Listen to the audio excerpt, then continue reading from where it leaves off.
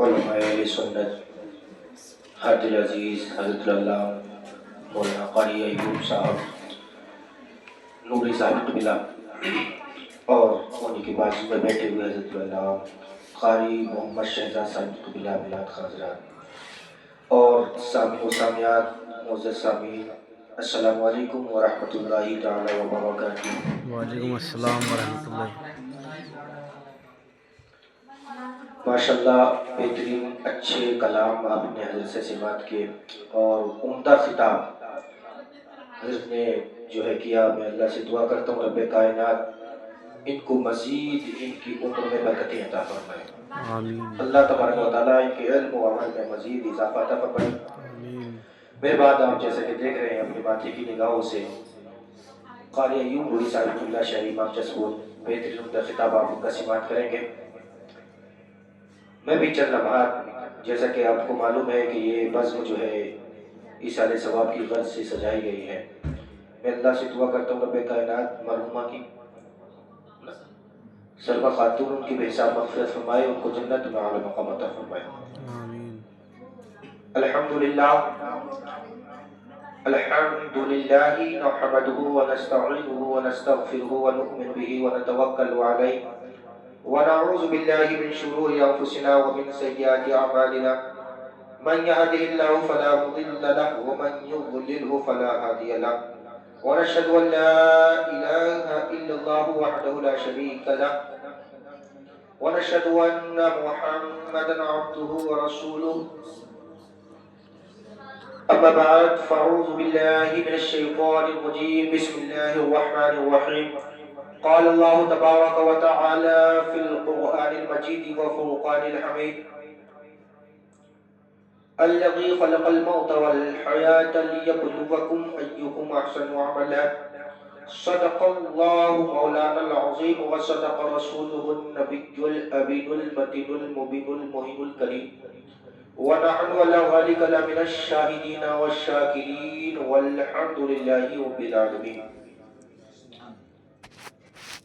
شاعر نے کہا تھا کوئی گل باقی رہے گا نہ چمن رہ جائے گا، کوئی گل باقی رہے گا نہ چمن رہ جائے گا، پر رسول اللہ کا دین حسن رہ جائے گا، اور اطلس و کم خواب کی پوشاک پہ نازا نہ ہو، اطلس و کم خواب کی پوشاک پہ نازا نہ ہو، اس تنے بے جان پر خاکی کفن رہ جائے گا، اس تنے بے جان پر خاکی کفن رہ جائے گا، جو پڑھے گا صاحب لولاک پر درود، آگ سے محفوظ اس کا تن بدن رہ جائے گا، آگ سے محفوظ اس کا تن بدن رہ جائے گا۔ آئیے درود پاک پڑھیں، اللہم صلی علی سیدنا و مولانا و ملجانا محمد وبارک وسلم صلو علیہ صلاۃ و سلام علیک یا رسول اللہ صلی اللہ تعالی علیہ وسلم۔ جیسا کہ آپ کو معلوم ہے کہ اب سے 40 روز قبل ایک خاتون سلمہ ان کا انتقال ہوا، اور یہ سبب بھی ہے ہمارے لیے، عبرت بھی ہے کہ آج سے کچھ روز قبل وہ گئی ہیں، اب ہمیں بھی جانا ہے۔ آپ کو معلوم ہے کہ جب جنازہ گزرتا ہے تو وہ ایک میسج، ایک پیغام آپ کو یہ دے کر جاتا ہے کہ لوگوں دنیا کی عیش و عشرت میں مغن ہونے کی ضرورت نہیں ہے، اس لیے کہ آج اگر میں جا رہا ہوں تو ایک اصلی گھر تمہارا بھی قبر ہے، تمہیں بھی اس میں داخل ہونا ہے، لیکن قبل یہ کہ میں اپنی گفتگو کی طرف آؤ علامہ اقبال کے شعر کے ساتھ آپ کے نفس کو میں بیدار کروں۔ کہا تھا کہ آج بھی ہو جو براہیم سا ایما پیدا، آگ کر سکتی ہے انداز گلشتہ پیدا، اور کہا تھا کہ اپنی ہی مٹی پہ چلنے کا ہنر سیکھو، سنگ مرمر پہ چلو گے تو پھسل جاؤ گے، وہ اندھیرے ہی بھلے تھے کہ قدم راہ پہ تھے، یہ روشنی لے آئی ہے منزل سے بہت دور ہمیں، اور کون کہتا ہے کہ لفظوں کا خزینہ لکھ دو، مچل کے بولے سبحان اللہ۔ کون کہتا ہے کہ لفظوں کا خزینہ لکھ دو، دل کی تختی پہ میری نام مدینہ لکھ دو، دل کی تختی پہ میری نام مدینہ لکھ دو، موت آ جائے گر گنبدے خضرا کے قریب، موت ہر ایک کو آنا ہے، کیونکہ اللہ کا کلام بول رہا ہے کل نفس ذائقۃ الموت، ہر ایک جاندار کو موت کا ذائقہ چکھنا ہے، اللہ کو کبیرہ، ہر ایک کو مرنا ہے۔ لیکن یاد رکھو پیارے، جب ہر ایک کو مرنا ہی ہے، لیکن اگر یہی موت مدینے میں آ جائے، ہمارا سر مصطفیٰ کی جالیوں کے سائے میں جھکا ہو، اور ہمارے لب ہمارے جو لب ہے وہ مصطفیٰ کے روزے انور کو چوم رہے ہو، ان سے مس ہو اور موت گلے لگا لے، خدا کی قسم پھر ہم مقدر کے سکندر ہو جائیں گے، اس لیے کہ وہاں پر موت آنا زندگی سے زیادہ بہتر ہے۔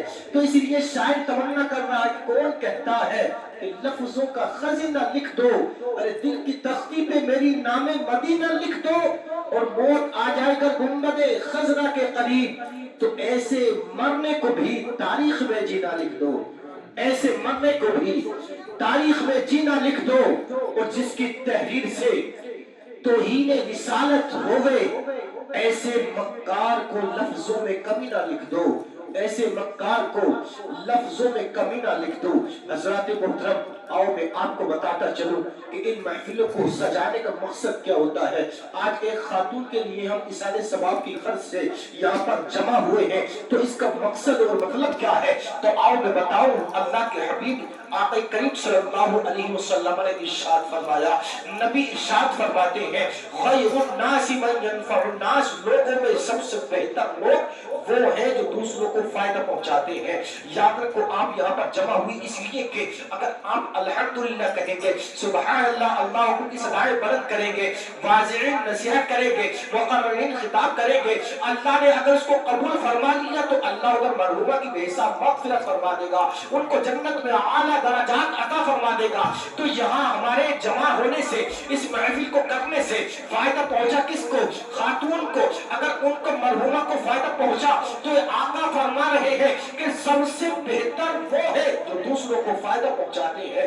تو ہم یہاں پر جمع ہوئے تو آقا کی اس حدیث پاک کی روشنی میں ہم سب سے بہتر ہوئے۔ یہ کون کہہ رہا ہے؟ یہ وہ آقا کہہ رہے ہیں کہ جنہوں نے اپنی 63 سالہ زندگی کے اندر کبھی جھوٹ نہیں بولا ہے۔ ہاں آپ قول پڑھے، نہرو کی زندگی کو اٹھائیں گے تو اس نے اپنے ایک آرٹیکل میں کہا تھا کہ ہاں میں سچ بولنے کے لیے اگر کسی کو آئیڈیل بناتا ہوں تو محمد رسول اللہ کو بناتا ہوں، اور عدل و انصاف کے لیے اگر کسی کو آئیڈیل سمجھتا ہوں تو عمر فاروق اعظم کو سمجھتا ہوں، اس لیے کہ وہ آقا وہ ہے کہ جنہوں نے اپنی 63 سال کی زندگی کے اندر کبھی جھوٹ نہیں بولا، کبھی کسی کے ساتھ دغا نہیں کیا، کسی کو دھوکہ نہیں دیا ہے۔ ہاں حالانکہ وہ ہے کیا؟ کرسچن ہے، لیکن دیکھو ہمارے مصطفیٰ کی تعریف کر رہا ہے، اس لیے کہ اس کائنات کی دھرتی پر اگر کوئی ویکتی، کوئی شخص ایسا ہے کہ جس نے اپنی ساری زندگی کے اندر کبھی جھوٹ نہ بولا ہو تو وہ کوئی اور نہیں، ہمارے اور آپ کے مصطفیٰ صلی اللہ علیہ وسلم ہے۔ ہمارے اور آپ کے آقا نبی آخر الزمان ہے کہ اپنی 63 سال زندگی کے اندر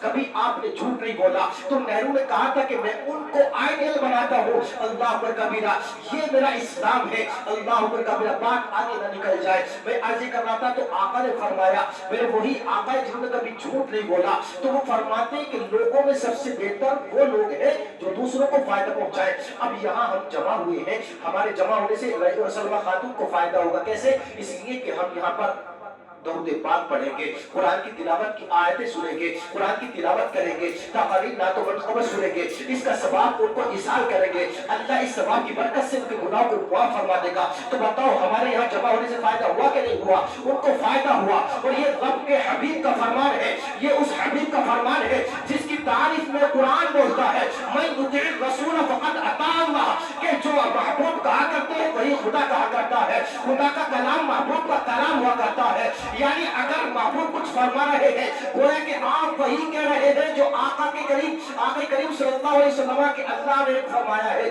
جو آقا کریم کہہ رہے ہیں وہ اللہ نے فرمایا ہے، اس لیے کہ میرے محبوب جو ہے وہ ہستی ہے۔ قرآن کہتا ہے وما ینطق عن الہویٰ، کہ یہ اپنے پاس سے کچھ نہیں کہتے، یہ وہی کہتے ہیں جو اللہ کہا کرتا ہے، اللہ اکبر کبیرہ۔ تو میرے آقا تو وہ ہے کہ جن کی بات کبھی نہیں بدل سکتی ہے، دنیا کی تاریخ میں ہر ایک چیز بدلی ہے، لیکن اگر کوئی چیز ہے تو وہ مصطفیٰ ہے، اور مصطفیٰ میں نازل ہونے والا قرآن ہے جو کبھی نہیں بدل سکتا، کبھی نہیں چینج ہو سکتا۔ آپ تاریخ اٹھا کر دیکھیں، میرے آقا نے حدیث میں جتنی حدیثیں ارشاد فرمائی، کبھی کسی میں کوئی बात नहीं बदली। आका ने फरमाया तो मैं चाहूँ तो ये पहाड़ जो है सोना बनकर मेरे साथ चले। साइंसदानों ने इस खोल को देखा तो रिसर्च चालू कर दी, और जब उन्होंने रिसर्च किया तो वाकई उन पहाड़ों में सोना निकला था। क्यों? क्योंकि मेरे आका की जुबान से निकला था। कौन सी जुबान? आओ पूछो बरेली के इमाम से कि मेरे आका ने कौन सी जुबान से फरमाया था। तो बरेली का कलंदर अपने कलम को उठाएगा और लिखेगा कि उस जुबान से फरमाया था जिसके बारे में आला हज़रत लिखते हैं, वो ज़बान जिसको सब उनकी कुंजी कहे, उनकी नाफिज हुकूमत पे लाखों सलाम। खुदा की कसम वो वही जुबान है। मेरे आका उसी से इरशाद फरमाते हैं कि मैं चाहूँ तो ये पहाड़ जो है सोना बनकर मेरे साथ चले। लेकिन कुर्बान जाओ मुस्तफा की सादगी पर कि आपकी क्या सादगी थी। आपने सारी चीजों को, दौलत को ठोकर मारकर अपने घर में कई कई दिन तक फाके किए हैं, कई कई दिन तक घर में चूल्हा नहीं जला है। क्यों? इसलिए कि ताकि मेरी उम्मत को समझ आ जाए। गरीब देखे मेरी उम्मत में तो इनकलाब ले आए, मालदार देखे तो इनकलाब ले आए। हालांकि चाहती तो क्या कुछ न था। अल्लाह ने तो आपको हाकिम बनाकर भेजा, सारी कायनात का मालिक बनाकर देखा कि शाम का मालिक बनाया। और बरेली के कलंदर से पूछो तो मुफ्ती नकी अली खां की पुश्त से निकला हुआ मर्द मुजाहिद इमाम अहमद रजा खान फरमाते हैं कि खालिक कुल ने आपको मालिक कुल बना दिया। दोनों जहां की नेमतें हैं आपके कब्ज़ो इख्तियार में। बेशक सुभान अल्लाह। खालिक कुल ने आपको मालिक कुल बना दिया। तो सारी चीजें अल्लाह ने आपको अता फरमाई, लेकिन आपने सादगी को इख्तियार किया। क्या बताओ वो नबी मोहताज हो सकता है कि जो नबी अगर चांद को इशारा करे तो चांद दो टुकड़े हो जाए, सूरज को इशारा करे तो डूबा हुआ सूरज वापस आ जाए? है कोई माए का लाल इतना जुड़त जसपुर में कि जो खुदा की कसम मैं इसको चैलेंज करता हूँ। मेरे आका ने तो उंगली से इशारा किया था ना। मैं आपको एक अखबार देता हूँ, आप एक उंगली से बगैर छुए इसको फाड़ नहीं सकते। फाड़ सकते हैं क्या? हर किसी नहीं फाड़ सकते। लेकिन खुदा की कसम कुर्बान जाए आप मुस्तफा की अजमत पर कि मेरे आका अलैहिस्सलाम ने उस चांद को छुआ नहीं था। आप यहाँ पर ताकत का अंदाजा करें। मेरे आका ने चांद को छुआ नहीं था, सिर्फ इशारा किया था। आका का इशारा करना था, चांद तो टुकड़े हो गया। और होता क्यों नहीं? होता भी क्यों नहीं? इसलिए कि वो चांद कहीं और से नहीं आया था, बल्कि ये चांद वही था कि जिसको आका की खुशी के लिए, ये वही चांद था कि जिसको आका का खिलौना बनाकर रब ने पैदा फरमाया। ये वही चांद है, इस जमीन से कई गुना बड़ा चांद, लेकिन फरमा दिया तो महबूब का खिलौना। इसलिए कि महबूब कायनात नूर है और नूर का खिलौना भी नूर हुआ करता है। इसलिए कि आओ मैं अपनी तरफ से कोई बात नहीं कहता, कुरान हदीस से बात करने लगा हूँ। हदीस पाक में आता हज़रत अब्दुल्लाह बिन अब्बास रज़ियल्लाहु तआला अन्हु है, अर्ज करते जब ईमान ले आए, बड़े हो गए, आते आका की बारगाह में, ऐ महबूब दो जहां, ऐ सरवर कायनात मालिक दो जहां, आप ये अता फरमाते, ये इरशाद फरमाते, आका मैंने अजीब व गरीब आपके बचपने के आलम में बात देखी है। वो आका इरशाद फरमाते, ऐ चाचा अब्बास बताओ वो कौन सी बात थी? अल्लाहु अकबर कबीरा। वो अर्ज करते कि आप बताए क्या बात थी? आका ने इरशाद फरमाया कि बताओ क्या पूछना चाहते हो? कहा कि सरकार मैंने बचपन में एक बात देखी। क्या देखा? कि आप पालने में लेटे रहते, आपके बचपन का जमाना था, बचपने का आलम था, लेकिन आका आपकी उंगली जिधर जिधर जाती ये आसमान का चांद भी उसी जानिब जाता था। सुभान अल्लाह। आसमान का चांद आपकी उंगली के इशारे से चारों तरफ गर्दिश करता, कभी उत्तर को जाता तो कभी पश्चिम को जाता, कभी शुमाल को जाता तो कभी जुनूब को जाता। आका ये सूरज आपके इशारे से, ये जो चांद है ना आपके इशारे से कभी इधर जाता, कभी दाएं कभी बाएं जाता, कभी मशरिक को मगरिब जाता। आका इरशाद फरमाते और बताओ क्या देखा? कहा आका मैंने यही देखा। आका इरशाद फरमाते चाचा अब्बास आगे की बात मैं बता दूं। कहा आका इरशाद फरमाए, मेरे आका ने इरशाद फरमाया चाचा अब्बास दिन को थाम लो, आगे की बात ये है, ये तो कुछ कमाल नहीं कि मैं पालने में लेटा था, चांद मेरे इशारे से चलता था। कमाल तो ये है कि मेरा बचपने का आलम है। खुदा जब तुम्हारी तकदीरें लोहे कलम से महफूज पर जो है लिखा करता था, लोहे महफूज पर कलम से लिखा करता था, तो उस लिखने की आवाज को भी मैं महसूस किया करता था। सुभान अल्लाह। बेशक सुभान अल्लाह। अब अंदाजा करें, जो लोग कहते हैं कि मुस्तफा सुन नहीं सकते, अंदाजा करें बचपने का आलम है, बचपने का आलम है। बज़ाहिर उम्मत अता नहीं फरमाई अभी, बचपने का आलम है, लेकिन सिमात का आलम यह है कि अर्श पर लोहे महफूज पर कलम चल रहा है, लेकिन तकदीरें लिख रहा है, लेकिन उसकी आवाज को आम नकलाल सुन रहा है। खुदा की कसम, तो जिसकी कानों की ताकत का आलम यह है बचपने में, تو یاد رکھے پھر اس کی طاقت کا عالم کیا ہوگا. تبھی تو بڑے لکھے امام نے قلم کو اٹھایا اور لکھتے ہیں کہ دور و نزدیک کے سننے والے وہ کان, کانے لالے کرامت پہ لاکھوں سلام. دور و نزدیک کے سننے والے وہ کان, کانے لالے کرامت پہ لاکھوں سلام. آقا سن رہے. اب چچا عباس کہتے ہیں آقا میں نے دیکھا کہ آپ کی انگلی کے اشاروں سے چاند چل رہا ہے, خدا کی قسم کیوں نہیں چلتا؟ اس لیے کہ وہ نور سے بنا ہوا تھا اور آقا بہکر نور ہے تو نوری کا کھلونا نور تھا. اللہ اکبر کبیرہ. اعلیٰ حضرت اس کو لکھتے ہیں, اعلیٰ حضرت فرماتے ہیں کہ انگلی, اعلیٰ حضرت بڑا شاندار شعر اس کے تعلق سے لکھا کہ انگلی اٹھاتے مہک میں کیا ہی چلتا تھا اشاروں پر کھلونا نور کا. یہ آقا کی شان ہے. لیکن بات آگے نکل جائے نہ نکل جائے, میں عرض کر رہا تھا مکہ کے کافروں نے جب کہا تھا نا کہ آقا ہم آپ کو نبی مان لیں گے, ہم مصطفیٰ مان لیں گے, لیکن ہم چاہتے ہیں کہ آپ چاند کے ٹکڑے کر کے دکھا دیں, ہم تمہیں مصطفیٰ مانیں گے, عبداللہ کا لخت جگر آمنہ کا لال مان لیں گے. مصطفیٰ سے اتنا کہنا تھا. آقا نے سڑے ہوئے کافروں کو یہ یقین دلانے کے لیے کہ میں نبی آخر الزماں ہوں, خاتم النبیین ہوں, طٰہٰ و یاسین ہوں, یہ یقین دلانے کے لیے آقا نے چاند کو اشارہ کیا, چاند تو ٹکڑے ہو گیا. چاند نے یہ نہ سوچا میں ٹوٹوں گا تو کیسا لگوں گا, لوگ کیا کہیں گے, لیکن قربان جاؤ مصطفیٰ کی عظمت پر وہ چاند جو ہے دو ٹکڑے ہو گیا. آج ہم سے کہا جاتا ہے کہ بیٹھ کے کھانا کھاؤ تو ہم سوچتے ہیں یار لوگ کیا کہیں گے ہم میری جھول میں بیٹھ کے کھانا کھا رہے ہیں. ہم تو یہ سوچتے ہیں نا, ہم سے کہا جاتا ہے کہ سنت کے مطابق زندگی گزارو تو ہم سوچتے ہیں لوگ کیا کہیں گے. لیکن قربان جاؤ چاند سے, چاند نے نہیں سوچا کہ میں ٹوٹ جاؤں گا تو کیسا لگوں گا, لوگ کیا کہیں گے. حالانکہ آج بھی اگر کوئی خوبصورتی کی مثال پیش کرتا ہے نا تو شاہ نواز بھائی وہ چاند سے مثال دیتا, وہ کہتا ہے کہ میری محبوبہ چاند سے زیادہ خوبصورت ہے, کیونکہ خوبصورتی کے لیے چاند کو چنا گیا, اس سے مثال پیش کرتا ہے. لیکن اس چاند نے نہیں سوچا کہ میں ٹوٹوں گا تو کیسا لگوں گا, وہ ٹوٹ گیا اس لیے کہ وہ جانتا تھا بنا تو ان کے لیے ہی نا, اب میں انہی کا ہوں, یہ چاہے تو توڑ دے یہ چاہے تو رہنے دے. تبھی تو آل حضرت فرماتے ہیں یا رسول اللہ زمین و زماں تمہارے لیے, مکین و مکہ تمہارے لیے, چنین و چنا تمہارے لیے, بنے دو جہاں تمہارے لیے, ہم آئے یہاں تمہارے لیے, اٹھے بھی وہاں تمہارے لیے, اور بدن میں ہے جہاں تمہارے لیے, دین میں زبان تمہارے لیے, تمہارے لیے. تو سب کچھ آقا علیہ السلام کے لیے ہے. تو چاند نے سوچا انہی کے لیے تو بناؤ, یہی کہہ رہے تو ٹوٹتے ہیں, جو ہوگا دیکھا جائے گا. چاند دو ٹکڑے ہو گیا, ایک حصہ مغرب میں تو دوسرا مشرق میں چلا گیا. لیکن خدا کی قسم اتنا کہنا تھا, ابھی چاند دو ٹکڑے ہو کر جڑا ہی تھا, آواز آتی ہے مشرق کا نقیب پکارتا ہے, اللہ پر آواز آتی ہے مشرق کا نقیب پکار رہا ہے, کہے چاند تم محبوب کے اشارے پر دو ٹکڑے ہوئے ہو, تم نے اپنے آپ کو صاف کیا ہے میرے محبوب کے لیے. یہ بھی یاد رکھو تاریخ ہے, جو مصطفیٰ کے لیے مٹ جاتا ہے تو پھر دنیا اس کی ہو جاتی ہے, پھر اللہ ساری کائنات کو اس کے لیے جھکا دیتا ہے. چاند تو ٹکڑے ہوا تھا, مشرق کا نقیب پکارتا ہے, اللہ آواز دیتا ہے چاند شک ہوئے ہو محبوب کے لیے, اپنے سینے کو چاک کیا ہے مصطفیٰ کو راضی کرنے کے لیے.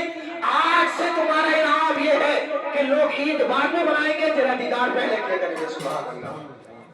تاکہ لوگ روزے بعد میں رکھیں گے, اے چاند تیرا دیدار پہلے کیا کریں گے. کیوں؟ تو محبوب کے لیے مٹا ہے, تو محبوب کے لیے مٹا ہے, تو تیرا انعام یہ ہے کہ آج لوگ نماز بعد میں پڑھیں گے, عید کی پہلے تیرا دیدار کریں گے. آج بھی بتاؤ ایسا کہیں ہوتا ہے کہ چاند نہ دکھے روزے رکھ لیے جائیں؟ جب تک آپ کی مسجد کے امام آپ کو نہ کہہ دیں کہ اس چاند کو دیکھ لیا گیا ہے جس چاند نے اپنی جان کو مصطفیٰ کے لیے داؤ سے لگا دیا تھا, سبحان اللہ, جب تک نہ کہا جائے کہ اس چاند کو دیکھ لیا گیا تب تک نہ آپ روزے رکھ سکتے ہیں, نہ عیدگاہ میں جا کر نماز پڑھ سکتے ہیں. بتاؤ ہو سکتا ہے کہ ایسا بائی چانس آپ بائی مسٹیک پڑھ بھی گئے تو قبول نہیں. کیوں؟ اس چاند کو نہیں دیکھا نا کہ جو محبوب کے لیے قربان ہوا تھا. بات سمجھ میں آ رہی ہے آپ کی؟ اس چاند کا دیدار نہیں کیا جو محبوب کے لیے قربان ہوا تھا. تو میرے آقا ارشاد فرمانے کہ اگر پتہ یہاں سے یہ چلتا ہے کہ جو محبوب کے لیے قربان ہو جاتا ہے پھر دنیا اس کی ہو جاتی ہے, اس لیے تم بھی اپنے سینوں کو محبت رسول کا مدینہ بنا لو اور اس طرح آقا سے محبت کرو کہ خدا کی قسم چلے تو لگے کہ مصطفیٰ کا غلام چل رہا ہے, کھانا کھائے تو لگے کہ ہاں مصطفیٰ کا غلام کھانا کھا رہا ہے. اس کی گفتار ایسی ہو, آپ کی کردار ایسا ہو, آپ کی رفتار ایسا ہو, آپ کا جواب ایسا ہو, آپ کا کردار ایسا ہو. اللہ اکبر کبیرہ. جب آپ کا گفتار کردار جب مصطفیٰ کی طریقے کے مطابق ہوگا تو لوگ دور سے کہیں گے کہ غلام مصطفیٰ آ رہا ہے. اس لیے اپنے کردار کو ایسا بنا لو تمہارے چلنے سے پتہ چلے کہ جب مصطفیٰ کے غلاموں کا حال یہ ہے تو پھر مصطفیٰ کا حال کیا ہوگا. تمہارے کردار سے پتہ چلنا چاہیے کہ تم مسلمان ہو. چاند دو ٹکڑے ہو گیا تو اب یہاں پر بات رک کر ایک میسج آپ کو دینا چاہتا ہوں.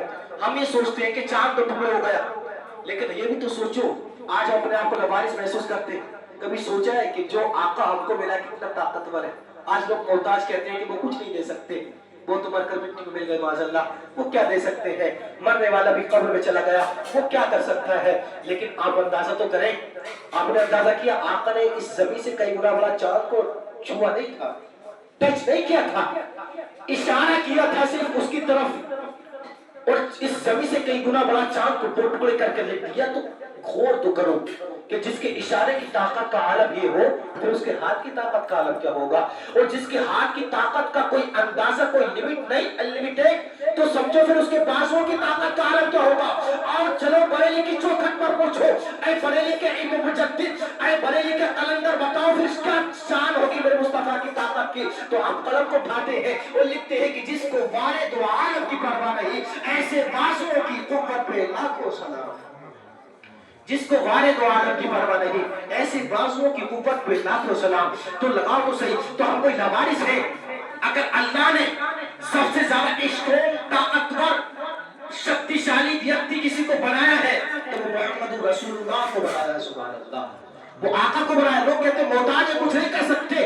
میں کہتا ہوں کیا نہیں دے سکتے؟ تم مان تو صحیح, وہ سب کچھ عطا کر سکتے ہیں. ارے بندہ کو سن لیں گے, فریاد کو پہنچیں گے. ایسا بھی ہو تو ہو کوئی جو آہ کرے دل سے, ایسا بھی تو ہو جو کوئی آہ کرے دل سے, پکارو تو صحیح, وہ مدد کریں گے.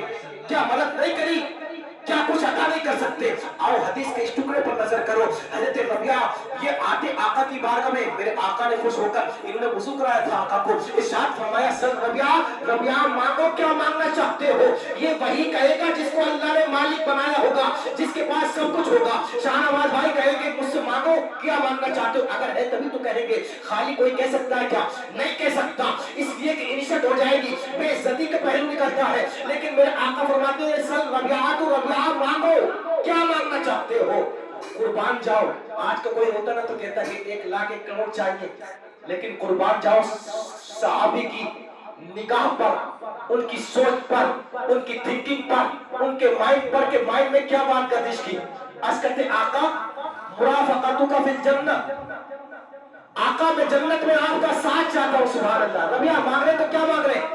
کہا سر ربیعہ تو ربیعہ مانگو, کیا مانگنا چاہتے ہو؟ کہتے ہیں اسألک مرافقتک فی الجنہ, آقا میں آپ سے جنت میں آپ کا ساتھ مانگتا ہوں. سبحان اللہ, کیا شان ہے صحابی کی, آقا جنت میں آپ کا ساتھ چاہتا ہوں. اللہ پر آقا نے فرمایا اس کے علاوہ بھی مانگو, کیا مانگنا چاہتے ہو؟ کہا آقا بس آپ کا ساتھ چاہتا ہوں, اگر آپ کا ساتھ قبر میں مل جائے, اس سے میرے مقدر کا سکندر ہو جاؤں گا, اس سے بڑی مقدر کی معراج نہیں ہو سکتی ہے. اللہ کو کبیرہ. اب میرے آقا جنت عطا کر رہے ہیں, کہا جاؤ تم کو اپنی معیت عطا کی ہے, تم مرنے کے بعد میرے ساتھ رہو گے, انتقال کے بعد میرے ساتھ رہو گے. اللہ کو تو وہ آقا دے رہے ہیں, تو کون کہتا کہ مر کر مٹی میں مل گئے؟ نہیں نہیں, میرے آقا سب کو دیتے ہیں. اور بتاؤ اگر مٹی میں مل گئے تو یہ جو 3 سوال کی جاتے کہ ماں ربو کا تمہارا رب کون ہے, ماں دینو کا تمہارا دین کیا ہے, اور ماں کو تتقل ماں کو تتقل فی اقتیاد الرجل, کہ بتاؤ یہ جو ذات ہے, یہ جو مرد کھڑا ہے, اس کے بارے میں تم کیا کہا کرتے تھے؟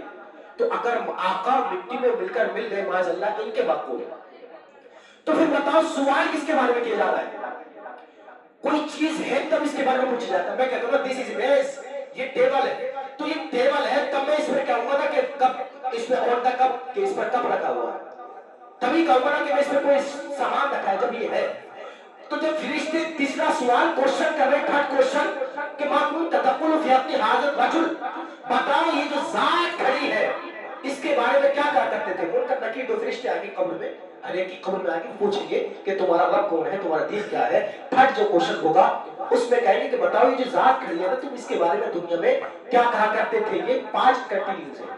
5 کنٹینیوز کا مطلب یہ ہوتا ہے کہ جو تمہارا زمانہ گزرا نا اس میں کیا کہتے تھے, اب کی بات نہیں چلتی, پہلے کیا کہا کرتے تھے. اس لیے آج ضرورت ہے ہوش کے ناخن لو, اگر کہیں گڑبڑی کر چکے ہو, مصطفیٰ کی شان میں گستاخی کر چکے ہو تو توبہ کر لو, مصطفیٰ کے دامن میں آ جاؤ اور ہاتھ جوڑ کر عرض کرو آقا میں مجرم ہوں, آقا مجھے ساتھ لے لو, کہ رستے میں ہے جا بجا کھانے والے, اور آج لے ان کی پناہ, آج مدد مانگ ان سے, کل نہ مانیں گے قیامت میں گھر مان گیا, کل نہ مانیں گے قیامت میں گھر. بات کو ماننے سے کیا ہوتا ہے؟ ایگزام سے پہلے تیاری ہوتی ہے نا, जब बचाव हो जाए तो फिर कुछ नहीं होता। अब तो बचाव हो गया, अब तो तुमने कब्र में देख लिया, अब तो मुस्तफा की शान देख चुके हो। जब मुस्तफा को न देखा था तब पता क्या कहता था, इनकी जुल्फ़े अंबर के बारे में क्या ख्याल था, इनकी शान के अजमत के बारे में क्या ख्याल था। अपनी तरह कहता था ये सबसे आला कहता था, अशरफ अली थानवी की बोली बोलता था, ये सैयदी सरकार आला की बोली बोलता था। ये कहता था हमारी तरह है, ये कहता कि खलक से औलिया, औलिया से रसूल, और सब रसूलों से आला हमारा नबी, सबसे आला वो आला हमारा नबी, सब ऊंचों से ऊंचा समझिए जिसे है, उन ऊंचों से ऊंचा हमारा नबी, और सब अच्छों से अच्छा समझिए जिसे है, उन अच्छों से अच्छा हमारा नबी। बता क्या कहा करता था, ये कहता था हमारी तरह है। ये पूछा जाएगा बता क्या कहा करता था, बड़ा भला भाई कहता था, ये कहता था कि अल्लाह की सरताव कदम शान है ये, इंसान नहीं इंसान, वो इंसान है ये। कुरान तो ईमान बताता है, इन्हें ईमान ही कहता है, मेरी जान है ये। तो अब बात ये चल रही थी, कब्र में आका से फरिश्ते पूछेंगे मरने वाले से, मुर्दे से, कि बताओ ये जो खड़ा है तुम उनके बारे में क्या कहते थे। तो अगर अहले ईमान होगा ना तो वो कहेगा कि मैं तो कहता था कि तैबा के शम्सुद दुहा तुम पे करोड़ों दरूद, तैबा के शम्सुद दुहा तुम पे करोड़ों दरूद। मैं तो ये कहता था, कोई दूसरा आशिक खड़ा होगा तो वो कहेगा मुझसे पूछते हो, मैं तो कहता था मुस्तफा जाने रहमत पे लाखों सलाम, शमे बस में हिदायत पे लाखों सलाम। कोई और सुन्नी आशिक रसूल खड़ा होगा तो वो कहेगा मुझसे पूछते हो मैं क्या कहता था। तो मैं तो ये कहता था कि सरवर कहूं कि मालिक को मौला कहूं तुझे, बागे खलील का बोले सेवा कहूं तुझे, और या रसूल अल्लाह गिरे तो बस ऐबे तनाही से है बड़ी हैरान मेरे शाह में क्या क्या कहूं तुझे। मैं तो हैरान हूँ, क्या कहूँ, मुजम्मिल कहूँ, ताहा कहूँ, यासीन कहूँ, क्या कहूँ, मुदस्सिर कहूँ, क्या कहूँ, मैं तो हैरान हूँ मेरे शाह में क्या क्या कहूँ तुझे। कोई ऐब नहीं, कैसा ऐब नहीं। आप देखो तो खूबसूरती में आपका मिसाल नहीं, किस तरह की खूबसूरती। आओ पूछो हसन बिन साबित से, अस्कते व अहसन मिन कलम तरक़त आईनी व अजमल मिन कलम तरिल निसा। आप फरमाते खुलिक़त मुबर्रा मिन कुल्ल ऐबिन कान्नका कद खुलिक़त कमा तशा। इसका मफ़हूम ये है, हज़रत हसन आज कहते आका मैंने आपसे ज्यादा ब्यूटीफुल खूबसूरत कोई नहीं देखा, आपसे ज्यादा खूबसूरत किसी को नहीं देखा। जितने ब्यूटीफुल खूबसूरत हैंडसम आप हैं, इससे ज्यादा खूबसूरत मैंने दुनिया की किसी चीज में नहीं देखा। अल्लाह का कबीरा गोया कि आपको अल्लाह ने बिना किसी ऐब के ऐसे पैदा किया जैसे आप पैदा होना चाहते थे। ये महबूब की शान है, वरना हमें तुम्हें तो बना दिया जाता। अल्लाह फरमाता है फिर आवाहमी का फैशा के यूसुफिरुकुम फिर आवाहमी का फैशा के तुमको तुम्हारी माओ के कोट में जो है शिकम में अल्लाह जिस तरह चाहता है वैसे बनाता है। लेकिन कुर्बान जाओ महबूब पर, महबूब जैसे चाहते वैसे बनाता है। हमें अल्लाह जैसे चाहता वैसा बनाता है, लेकिन महबूब की शान ये है कि वो जैसा चाहे वैसा उनको बनाता है। तभी तो बरेली का कालम उठता है, तभी तो आप फरमाते खुदा की रजा चाहते हैं तो आलम खुदा चाहता है, रजाए मोहम्मद खुदा चाहता है, रजाए मोहम्मद। तो आका को किस तरह खूबसूरत बनाया। लेकिन जब इस हदीस पर बरेली के इमाम की नजर पड़ी तो खामोश रहा गया।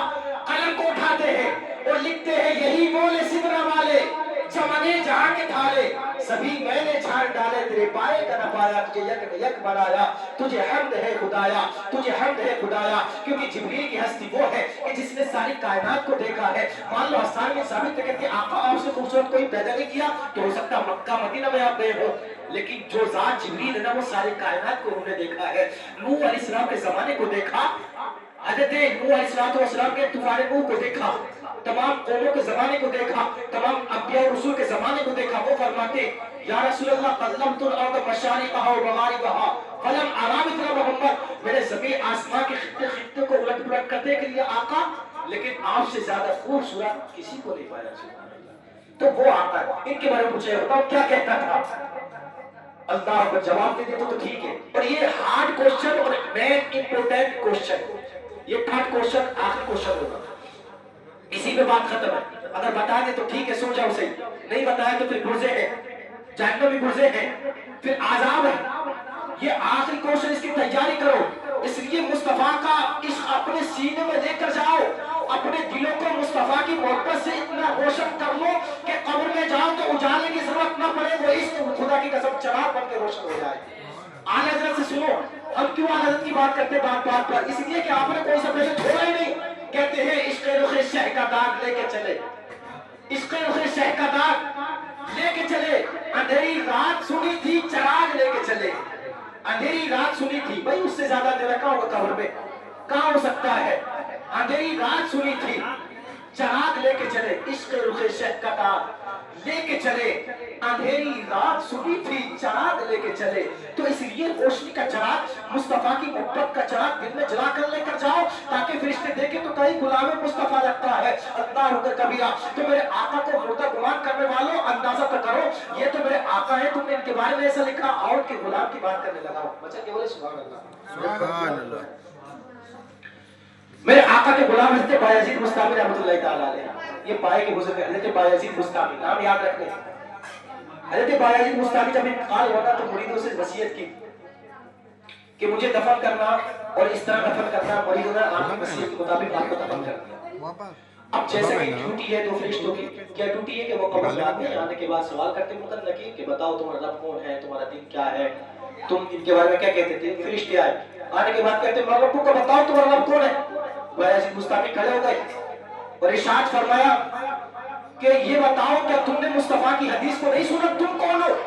फरिश्ते कहते हैं मुनकर नकीर वो कि जिनके बारे में आता है कि जिनके इतने बड़े बड़े दांत के अपने दांतों से उस जमीन को चीरते हुए कब्र में आते हैं, जिनकी आंखें नीली होती है, बाल कांटे की तरह वो सीधे होते हैं, जिनके भयानक सूरत होती है, अल्लाह कबीरा वो आते हैं कब्र में। आने के बाद कहते बायजीद बताओ तुम्हारा रब कौन है? बायजीद फरमाते कि तुमने मेरे आका की हदीस को नहीं सुना। वो कहते हैं कि कौन सी हदीस? कहा मेरे आका ने फरमाया अस्सलाम क़ब्ल कलाम, कि गुफ्तगू करने से पहले सलाम कर लिया करो। क्या फरमाया कि बातचीत करने से पहले क्या कर लिया करो? सलाम कर लिया करो। आका की हदीस पाक है, जाओ पहले आका सलाम करो फिर जवाब दिया जाएगा। कब्र के फरिश्ते हदीस की बात है, वापस हो गए, रिटर्न हो गए, वापस आते कहते अस्सलाम वालेकुम व रहमतुल्लाह। बायजीद बुस्तामी जब सलाम किया तो फिर पूछते बताओ अब तुम्हारा नाम कौन है? कहा कि बताओ पहले तुमने सलाम है जो है ना क्या समझ कर किया? लोग कहते हैं ना कि मरने वाला मिट गया, कब्र में चला गया, मिट्टी हो गया, अब उसके लिए सारे सवाब करने की जरूरत नहीं, महफिल मिलाद से जाने की जरूरत नहीं। आपकी थिंकिंग को बर्बाद करते, आपकी थिंकिंग में ऐसे ऐसे शोर से छोड़ते कि मरने वाला तो चला गया, क्या करोगे उसके लिए सारे सवाब करके? महफिल मिलाद सजा करके लोगों को खाना खिलाकर क्या करोगे? मरने वाला तो मिट गया, काम हो गया, मौत आ गई, काम तमाम, अब उसके लिए कुछ करने की जरूरत नहीं। ये सोच देकर गुमराह करते हो कौम को। मैं आपको बताने लगा हूं कि इन महफिलों का कितना बड़ा फायदा होता है। और मुस्तफा के गुलाम के मरते हैं आपको बताता हूँ कि मौत मिटाने आती है, बताता हूँ मौत मिटाने नहीं आती, याद रखो दुनिया बदलवाने आएगा। मौत अगर मिटा गई तो कब्र में सवाल किससे किया जा रहा है? मौत ने आपको मिटा दिया तो सवाल किससे किया जा रहा है? सवाल बेजुबान इससे तो नहीं किया जाएगा ना, सवाल किससे किया जा रहा है? मौत ने मिटा दिया तो आप जानते हैं, आप कहते हैं कि मरने के बाद मौत मिटा गई, आपके ज़हन को तारीफ करने के बाद तो जब आप कब्रिस्तान में दफन करके आते, तो जब आप पलट कर आते ना तो आपके जूतों की जो आहट होती है, मेरे आका फरमाते मुर्दा मरने वाला उस आहट को अपने कानों से सुना करता है। ये आका की हदीस बात है कि जब हम दफनाने के बाद मैयत को रिटर्न आते हैं तो हमारी जूतों की आहट को वो मरने वाला अपने कानों से सुना करता है। यार अंदाजा तो करो, जिस आम शख्स की मैयत में मरने के बाद उसकी सिमात इतनी हो कि मरने लौटने के बाद, बंद होने के बाद उसमें कोई कब्र में सुराख नहीं कि आवाज चली जाए, बंद कर दिया गया, मिट्टी डाल दी गई, तख्ते लगा दी गई, आवाज नहीं जा सकती कब्र के अंदर, लेकिन आका फरमा रहे हैं कि वो तुम्हारे जूतों की आहट को सुनता है, चलने की जो आवाज होती है उसको महसूस करता है। तो बताओ मरने के बाद उसकी सिमात का आलम ये है, तो फिर मुस्तफा की सिमात का आलम क्या होगा? फिर मुस्तफा की सिमात का आलम क्या होगा? तभी तो मेरे इमाम ने कहा था कि दूर और नजदीक के सुनने वाले वो कान काने लाले का नामत पे लाखों सलाम, और हम यहाँ से पुकारे वहां वो सुने, हम यहाँ से पुकारे वहां वो सुने, मुस्तफा की समात पे लाखों सलाम। आप कुर्बान तो जाओ, हर चीज पे आला हज़रत ने अपने कलम उठाया, आप पढ़ो तो सही उनको, ईमान ताजा हो जाएगा। हर चीज पे आपने कलम उठाया, हर चीज पे। तो मैं आज कर रहा था बात, अगर बायजीद बुस्तामी सवाल करा तो आपने फरमाया कि हदीस पाक में सलाम करो, आपने सलाम किया, कहा कि बताओ तुमने सलाम कैसे समझ कर किया? बात समझ में आ रही है? फरिश्ते से कहते हैं तुमने सलाम क्या समझ कर किया? मोमिन समझ कर सलाम किया या काफिर समझ कर? अब फरिश्ते घूम गए, यार हम सबसे सवाल करते हैं, हमसे सवाल कर रहा है, तो कहा कि हमने तुम्हें मोमिन समझ कर सलाम किया, काफिर को तो रवा है नहीं, जायज नहीं है। अल्लाह पर इतना कह रहा था कि काफिर को सलाम करना जायज, कहा कि फिर मोमिन से पूछते हो तेरा रब कौन है, तेरा दीन क्या है? अरे जब तक वो मोमिन हो नहीं सकता जब तक वो खुदा को महबूब के बताए होने के बाद एक ना मान ले, उसको खुदा को एक ना मान ले, जो कलाम जो है जिस चीज का मैसेज दे रहा है, कुरान कहता है कुरान कहता है कि कुल हुवल्लाहु अहद, गॉड इज वन, खुदा एक, कलाम बोल रहा है गॉड इज वन, خدا ایک ہے, اس کا کوئی شریک نہیں, وہ دو نہیں تین نہیں ایک. تو مومن وہی ہے کہ جو خدا کو ایک مانے. پھر فرمایا مومن سمجھ کے سلام بھی کرتے پوچھتے بھی خدا کون ہے اور پوچھتے دین کیا ہے. جب تک مذہب اسلام کو سچا پکا دین نہ مان لے, مصطفیٰ کو آخری رسول نہ مان لے, پھر کیسے پوچھ رہے ہو. فرشتے چکر میں آ گئے, ہاتھ جوڑتے عرض کرتے پروردگار عالم یہ کون ہے, یہ تیرا کون نیک بندہ ہے کہ ہم سب سے سوال کرتے ہیں, ہم سے سوال کرنے لگا ہے. عرش سے آواز آتی ہے, مشرق کے نقی پکارتا ہے فرشتوں واپس پلٹ آؤ, ریٹرن آ جاؤ. اس لیے کہ کوئی عام بندہ نہیں, حاضر ابو یزید, یہ ابو یزید ہے, یہ بایزید بستامی ہے کہ مرا کیا کہتا ہے, یہ میرے عشق کی مستی میں مرا تھا اور میرے عشق کی مستی میں ہی اٹھے گا. سبحان اللہ. فرمایا یہ میرے عشق کی مستی میں ہی مرا تھا اور میرے عشق کی مستی میں کل قبر سے اٹھایا جائے گا. کیونکہ اللہ والے جو ہوتے نا وہ مستی میں مرتے. کیوں؟ جب ان کو پتہ چلتا نا ہماری موت آنے والی ہے تو وہ عشق سے جھومنے لگتے. کیوں؟ کیونکہ وہ جانتے ہیں کہ یہ موت ہی وہ راستہ ہے کہ جس کے ذریعے سے ہمیں مصطفیٰ سے ملاقات ہوگی. وہ جھومنے لگتے ہیں. جب ان کی موت کے وقت قریب آتا ہے ان کو پتہ چلتا ہے کہ ہم مرنے والے نا, تو وہ خوشی سے جھومنے لگتے ہیں. ہم تو ڈرتے ہیں یار موت آ جائے گی, ہم ڈرتے ہیں, لیکن اللہ والوں کی شان ہے کہ وہ جھومنے لگتے ہیں کیونکہ وہ جان رہے ہوتے, ان کا ایمان ہوتا ہے. آقا نے فرما دیا الموت تحفۃ المؤمن, کہ موت مومن کے لیے تحفہ ہوتی ہے. تو بتاؤ گفٹ سے کوئی ڈرتا ہے کیا؟ موت مومن کے لیے تحفہ. کیوں تحفہ کس طرح؟ اس لیے کہ یہ وہ چیز ہے, یہ موت وہ راستہ وہ پل ہے کہ اس کے ذریعے سے ہم مصطفیٰ سے ملاقات کرتے ہیں. وہ مصطفیٰ جو کعبے کو چھوم کر نہ ملے, قبر میں موت تشریف لانے کے بعد مل جاتے ہیں. سبحان اللہ. اور دیکھیں مرنے والا عام نہیں ہوتا, لوگ کہتے ہیں کہ بٹھا دے کب مرنے والے کو, جب تک وہ زندہ رہتا ہے ویکتی اپنے امام کے پیچھے نماز پڑھتا ہے, چاہے عصر پڑھے, ظہر پڑھے, مغرب, عشاء, جمعہ, عیدین, کوئی سی نماز پڑھے اپنے امام کے پیچھے. لیکن جیسی موت آتی ہے نا, اللہ اس کے مقام کو اتنا بلند فرما دیتا ہے, اتنا بلند فرما دیتا ہے کہ اب وقت کے امام بھی اس کے پیچھے کھڑا ہوتا ہے, وہ آگے کھڑا ہوتا ہے. سبحان. آپ نے دیکھا جنازہ کہاں ہوتا ہے؟ آگے. ہر ایک چیز میں امام پیچھے, امام آگے کو پیچھے. عصر پڑھی تو امام کے پیچھے, جمعہ عیدین پڑھی تو شہری امام کے پیچھے, پانچوں وقت پڑھی تو اپنے امام کے پیچھے. لیکن آج کیا ہوا کہ موت آئی ہے, اللہ نے اس کی مقام کو اتنا بلند فرما دیا کہ اب وقت کے امام کو, جس کے معنی سامنے آگے ہونے کے ہیں. امام کا معنی کیا ہوتا ہے؟ امام کے معنی ہوتے آگے رہنے والا, تو جس کے معنی آگے رہنے والے آج وہ بھی پیچھے ہے. کیا ہوا اس کو؟ اس کے مقام کو بڑھا دیا گیا, اس لیے کہ اب یہ عام نہیں رہا, اب اتنا خاص ہو گیا ہے, اس لیے کہ اب چند گھڑیوں بعد اپنے ماتے کی نگاہوں سے مصطفیٰ کو دیکھنے کو ملا. تبھی تو حکم ہے نا, تم تو کہتے موت مٹا گئی, بلکہ آقا کریم کی حدیث پاک ہے کہ مرنے والے کو چٹا کفن پہناؤ, اس کو خوشبو سے معطر کرو, غسل بھی دو, اور اس کو اس طرح لے کر چلو کہ جھٹکے محسوس نہ ہو. یہ آقا کی حدیث ہے. کیوں؟ جیسے دلہن کو لے کر چلا جاتا ہے, اس لیے کہ تم نہیں جانتے جب تم قبر میں رکھ کر مٹی ڈال کر آ جاؤ گے نا, تو تم تو آ جاؤ گے, اور پھر شریعت میں حکم ہے کہ اس کا منہ قبلے کی سائڈ کر دو. جب مرنے والا مر گیا تو پھر قبلے کی سائڈ کرنے کا حکم کیوں دیا جا رہا ہے؟ بات سمجھ میں آ رہی ہے آپ کے؟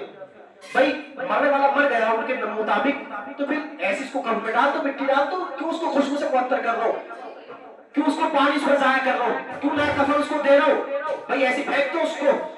لیکن نہیں, شریعت کا حکم ہے اس کو چٹا کفن بھی دو, خوشبو سے معطر بھی کرو, نہلاؤ بھی, اس لیے کہ اور اس قبر میں اتارنے کے بعد اس کا منہ قبلے کی سائڈ کر دو. کیوں؟ آواز آتی ہے کہ چند گھڑیوں بعد تمہیں تو نادانوں پلٹ کر واپس آ جانا ہے, لیکن کچھ گھڑیوں بعد اسے محمد رسول اللہ کا دیدار ہونے والا ہے. کہیں ایسا نہ ہو کہ بغیر نہائے بغیر خوشبو کے ہمارے عاشق مصطفیٰ کو تکتا پھرے. مصطفیٰ کو دیکھنا ہے, اس لیے نہلا بھی دو, غسل بھی دو, کفن بھی دو, خوشبو بھی لگا کر معطر کر دو, اس لیے کہ یہ ابو ذات کو دیکھنے والا ہے جو میری محبوب ہے. سبحان اللہ. جو میرا محبوب ہے یہ میرے محبوب کو تکنے والا ہے قبر میں جانے کے بعد. تو بایزید بستامی کی بات چل رہی تھی, اب آواز آتی ہے کہ یہ میرے عشق کی مستی میں مرا تھا, عشق کی مستی میں اٹھے گا. تو اب میں آپ دل پر ہاتھ رکھ کر سوچو, جب ایک مصطفیٰ کے غلام ہے نا, تو جب ان کا عالم یہ ہے کہ وہ قبر میں زندہ, تو پھر مصطفیٰ کیسے مردہ ہو سکتے ہیں؟ جب غلام کی زندگی کا عالم یہ ہے تو پھر مصطفیٰ کی زندگی کا عالم کیا ہوگا؟ اور پوچھو میرے مصطفیٰ زندہ ہے, کس شان سے زندہ ہے؟ تو بریلی کا قلم جو ہے, بریلی کا قلم اپنے قلم کو اٹھاتا ہے کہ مصطفیٰ کو سننا چاہتے ہو کس شان سے زندہ ہے, تو سنو. قلم کو اٹھاتے ہوئے لکھتے یا رسول اللہ تو زندہ ہے واللہ, تو زندہ ہے واللہ, میری چشمے عالم سے چھپ جانے والے, چمک تجھ سے باتیں ہیں سب پانے والے, میرا دل بھی چمکا دے چمکانے والے. فرماتے یا رسول اللہ تو زندہ ہے واللہ, تو زندہ ہے واللہ میری چشمے عالم سے چھپ جانے والے. یا رسول اللہ میری دنیا کی چوراکے سے چھپے ہوئے ہیں لیکن ویسے تو آپ زندہ ہیں. زندہ ہے تب تو قبر میں آتے ہیں. تو لوگ کیا کیا لکھ دیتے ہیں. لیکن آخر میں اپنی بات کو ختم کرنے لگا ہوں, کافی وقت ہو گیا ہے. آخری حدیث بات آپ کو بتا دوں. آقا نے ارشاد فرمایا کہ کچھ لوگ ایسے ہوں گے کہ وہ مریں گے تو بڑے گناہگار سیاکار خطاکار, لیکن جب قبر سے اٹھیں گے نا تو ایسے اٹھیں گے جیسے آج ہی ان کی ماں نے ان کو جنا. اب جب صحابہ نے یہ بات سنی تو کنفیوز ہو گئے, عرض کرنے لگے آقا بات سمجھ میں نہیں آتی, ہمارا گناہگار سیاکار خطاکار تھا, جرائم کیے تھے, کرائم کیے تھے, لیکن آقا فرمانے قبر سے ایسے اٹھے گا جیسے کوئی گناہ ہی نہ کیا ہو. آقا فرماتے کہ سمجھو بیک گراؤنڈ کیا ہے. آقا نے ارشاد فرمایا ہاں مری گناہگار خطاکار سیاکار تھی, مرا گناہگار خطاکار سیاکار تھا, لیکن اس کے مرنے کے بعد اس کے بیٹوں نے, بیٹیوں نے, بچوں نے, اس کے رشتہ داروں نے, دوستوں احباب نے اس کے لیے محفل میلاد کو سجایا تھا, کلام پاک کو اس کی تلاوتیں کرائی تھی, کلمہ شریف کا ورد کرایا تھا, تو اللہ نے اس اصالے ثواب کی برکت سے اس کے تمام گناہوں کو معاف فرما دیا. بے شک. تو اب یہ ایسے ہو گیا جیسے اس نے کوئی گناہ ہی نہ کیا ہو. بات سمجھ میں آ رہی ہے آپ کے؟ تو اس لیے ان محفلوں کا بہت بڑا فائدہ ہے. اور آقا فرماتے من میت فی القبر الا کالغریس المتغرس. آقا نے فرمایا کہ مرنے والا ڈوبتے ہوئے فریادیوں کی طرح ہوتا ہے, فریاد کی طرح. جیسے کوئی ڈوب رہا ہوتا ہے نا تو وہ پکارتا ہے کاش کوئی مجھے بچا لو, میں غرق ہو رہا ہوں, میں ڈوب رہا ہوں. اسی طرح مرنے والا قبر میں جانے کے بعد جو ہے وہ پکارتا ہے. یہاں پر بات جو ہے میجورٹی کی چل رہی ہے, اکثریت کی بات چل رہی ہے. سب کا حال ایسا نہیں ہوتا. کچھ گناہگار ہوتے ہیں جو مرنے کے بعد پکارتے ہیں. حدیث پاک میں الفارس تنتظرون من ابین او امین او صدیق, یہاں تک کہ مرنے والا اپنے باپ کی دعاؤں کا انتظار کرتا ہے, اپنی ماں کی دعاؤں کا انتظار کرتا ہے, اپنے دوست احباب کی دعاؤں کا انتظار کرتا ہے, بیٹے بیٹیوں کی دعاؤں کا انتظار کرتا ہے کہ کاش کوئی مجھے اللہ کے عذاب سے بچا لو, قبر کی دہشت سے بچا لو, قبر کی تاریکی سے بچا لو. کون سی قبر؟ وہ جس کے بارے میں آتا ہے کہ اگر کوئی گناہگار مرتا ہے اللہ اکبر کبیرہ, تو جب وہ دوانے پر آتی ہے نا تو اس کی دائیں پسلیاں بائیں پسلیوں میں پیوست ہو جاتی ہے اور بائیں پسلیاں دائیں پسلیوں میں پیوست ہو جایا کرتی ہے. اتنی سخت قبر. وہ پکارنے مرنے والا پکارتا ہے کاش کوئی مجھے اس قبر کے عذاب سے بچا لو, اس کی وحشت سے بچا لو, اللہ کے عذاب سے بچا لو, قبر کی تنگی سے بچا لو. کیسے؟ قرآن کی تلاوت کر کے, سورہ یاسین کی تلاوت کر کے, سورہ رحمان کی تلاوت کر کے, محفل میلاد کو سجا کر کے, کلمہ شریف کا ورد کرا کر کے مجھے اللہ کے عذاب سے بچا لو. مرنے والے پکار کے رکھتے ہیں اور خدا کی قسم جب مرنے والے اس کے لیے اصالے ثواب کرتے ہیں تو اللہ اس اصالے ثواب کی برکت سے مرنے والوں کو گناہوں سے پاک و صاف فرما دیتا ہے. تو ان محفلوں کا یہ فائدہ ہوتا ہے. لیکن آج ہم بھول جاتے, آج ہمیں 40 دن کے بعد قبر کا پتہ نہیں رہتا. سب کی بات نہیں کرتا اللہ ماشاءاللہ, لیکن اکثر کا حال یہ ہے کہ پھر تو سال میں جانا ہوتا ہے, کبھی شب برات پر, کبھی شب قدر پر, پھر تو ایسے جانا ہوتا ہے, کبھی عید پر. لیکن جایا کرو. قبر میں جانے کا ایک فائدہ یہ بھی ہے, ہمارے حضرت فرماتے ہیں قبر میں جانے کا فائدہ ہے کہ یہ بھی ہے کہ آپ جاؤ گے تو آپ کو موت کی یاد آئے گی, گناہوں سے بچو گے. جب دل میں موت کا خوف آئے گا تو گناہ نہیں کرو گے, سوچو گے آج یہ گئے کل کو ہمیں بھی جانا ہے, ہمیں بھی اس شہر خاموشہ میں آنا ہے. تو اس لیے قبر میں قبرستان جایا کرو. اور یاد رکھو کچھ پڑھنا نہ بھی آتا ہو تو میرے آقا نے فرمایا کہ ماں باپ کی قبر پر جایا کرو. جانے کا حکم ہے, اگر نہ بھی پڑھنا آتا ہو تو خدا کی قسم تمہیں دیکھ کر ہی تمہارے گھر والے خوش ہو جاتے ہیں. ماں دیکھ کر خوش ہو جاتی ہے. وہ ماں جو 9 ماہ تک تمہاری تکلیف تمہیں کوکھ میں رکھ کر برداشت کرتی ہے, جب تم قبر پہ جاتے ہو تو وہ دیکھ کر خوش ہو جاتی ہے. تو اس لیے ماں کی قبر پر جایا کرو. یہ وہ ہوتی ہے جو 2 سال تک اپنا خون جگر دودھ کی شکل میں تم کو نوش کراتی ہے. یہ وہ ماں ہوتی ہے جو دوسرے کے گھروں پر برتن مانج کر تمہاری خواہشات کو پورا کرتی ہے. ہاں اس کی قبر پر جایا کرو.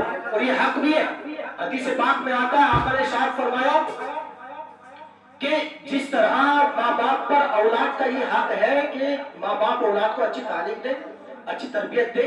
آقا نے یہاں تک فرمایا کہ ماں بچے کی پہلی درسگاہ ہوتی ہے, پہلی یونیورسٹی, اسکول, کالج جو ہوتی ہے وہ ماں پہلا اسکول ہوتی ہے بچے کا. جیسا سبق ماں پڑھائے گی ویسا بچہ سیکھے گا. تو بچوں کو اچھی تربیت دینے کا ماں باپ پر حق ہے. لیکن اب اس کو پلٹ لو, جس طرح ماں باپ کا یہ حق ہے کہ وہ بچوں کو اچھی تعلیم دے, تربیت دے, اسی طرح ان کے جانے کے بعد, مرنے کے بعد, انتقال کے بعد اولاد پر یہ فرض ہے کہ ان کے لیے سارے ثواب کرے, اعمال صالحہ سر انجام دیتے رہے اولاد. یہ حق ضروری ہے. تو اس لیے آپ سے گزارش ہے کہ اپنے ماں باپ کو کبھی نہ بھولیں, ماں کو یاد کریں. وقت بہت ہو چلا ہے, ماں کو یاد کریں. یہ ماں وہ ہوتی ہے کہ دنیا کی ہر چیز, ایک چیز تو مل سکتی ہے لیکن آپ جانتے ہیں دنیا کی ہر ایک چیز مل سکتی ہے, لیکن ماں وہ دولت ہے کہ یہ کبھی دوبارہ نہیں مل سکتی. بھائی ہے انتقال ہوا تو اسے مل سکتا ہے, بہن ہے انتقال ہوا تو اسے بہن مل سکتی ہے, لیکن ماں وہ دولت ہے کہ دنیا کی مارکیٹ میں ماں جیسی ممتا تم کو نہیں مل سکتی. جب ایک بات چلے جاتے ہیں تو پھر آ کے ترس جاتی ہے. جب عید کے موقع پر سب پہ ہاتھ رکھنے والا باپ نہیں ہوتا نا, تب باپ کی محبت یاد آتی ہے. جب چوراہے پر کوئی گھیر لے اور پیچھے سے باپ کی شفقت نہ ملے, تب باپ کی یاد آتی ہے. تو اس لیے خدا کی قدر کرو. آپ 80 سال کے بوڑھے سے بھی پوچھیں گے نا کیا تجھے ماں کی یاد آتی ہے نا, تو اس کی آنکھیں بھی نم ہو جائے گی, کہے گا کہ ہاں مجھے میری ماں کی بات یاد آتی ہے. میں ماں کو مس کرتا ہوں. میرے آقا ہے جو سارے جہاں کے سلطان ہیں, لیکن ماں کی یاد میں بہت بلا باپ کو کتنا رو رہے. مسجد نبوی میں رو رہے. بات کو ختم کرنے لگا ہوں. صحابہ نے دیکھا بڑی آواز آ رہی ہے, دردناک عذاب ہے, کون رو رہا ہے, آواز ہے, کون رو رہا ہے. اللہ پر دوڑے دوڑے مسجد کے قریب پہنچے. جب مسجد نبوی کے قریب پہنچے نا, تو دیکھا کہ رونے والا کوئی اور نہیں تھا, سلطان الاولیاء تھا, نبیوں کا تاج, نبی سلطان الانبیاء تھا, نبیوں کا تاجدار تھا, نبیوں کا امام تھا. اللہ کو جب دیکھا نا, آقا کے قریب گئے, کہنے کے بعد کہتے ہیں آقا اس ظالم نے آپ کو بلایا ہے, اگر کسی کافر نے آپ کو تکلیف دی ہے تو ہم اس کا سر قلم کر دیں گے. اگر کسی نے ستایا کہ ابو جہل نے آپ کو کچھ کہا ہے, کیا ابو لہب نے کچھ کہا ہے, کیا عتبہ شیبہ نے آپ کو تکلیف دی, آقا آپ کی گردن قلم کر دیں گے. آقا نے ارشاد فرمایا نہیں صحابہ, بلکہ آج مجھ کو میری ماں آمنہ کی یاد آ رہی ہے, آج مجھ کو میری ماں آمنہ ستانے, آمنہ کی یاد ستانے لگی ہے. اتنا سنا تھا صحابہ بھی رونے لگتے ہیں, عرض کرتے ہیں آقا کیا شان ہے ماں کی, آپ ماں کو مس کر رہے ہیں. آقا نے ارشاد فرمایا ماں کو یاد کر رہا ہوں. صحابی ایک بولے آقا اگر ماں آپ کی آپ کے سامنے بظاہری حیات ہوتی تو آپ کیا کرتے, آپ کا طریقہ کار ہوتا ماں کے ساتھ, کیا معاملہ ہوتا. آقا ارشاد فرماتے میرے سامنے پوچھنا چاہتے ہو, اگر میری ماں آمنہ حیات ہوتی نا, میں نماز عشاء پڑھ رہا ہوتا اور میری ماں کو کوئی کام یاد آ جاتا اور میری ماں مجھ سے کہتی ہے محمد ادھر آؤ, تو جانتے آقا نے ارشاد فرمایا صحابہ جان تو میں کیا کرتا. صحابی رو رہے ہیں, آقا کو روتا دیکھ کہتے ہیں آقا آپ کیا کرتے. میرے آقا نے ارشاد فرمایا میں نماز عشاء پڑھ رہا تھا اور میری ماں مجھے پکار دیا محمد ادھر آؤ, تو جان تو میں کیا کرتا, میں نماز عشاء توڑ کر ماں کے قدموں میں حاضر ہو جاتا. یہ ماں کا مقام ہے. ماں کی عظمتوں کو سمجھو تو صحیح, ماں کی قدر کو جانو تو صحیح. خدا کی قسم کہتے ہیں کہ میں نماز عشاء توڑ کر ماں کے قدموں میں حاضر ہو جاتا.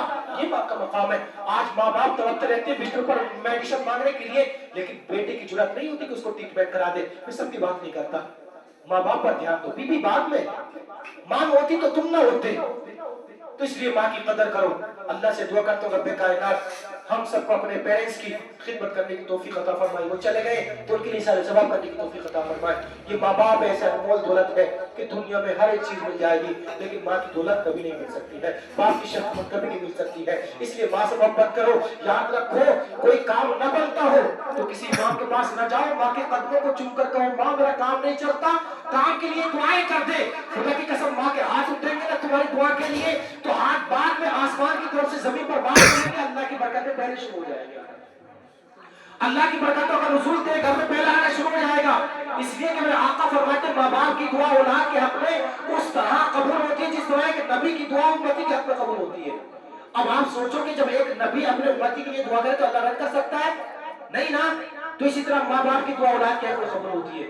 لیکن آپ ماں باپ کو ناراض کر کے دنیا کے آگے بھیک مانگ رہے ہوتے, اماموں کے چکر کاٹ رہے ہوتے. ماں باپ ناراض ہے, یاد رکھو اگر جنت چاہتے ہو تو ماں باپ کو راضی کرو, نہ تو کعبے کو چوم کر بھی مر جاؤ گے, ماں ناراض ہے جنت نہیں مل سکتی.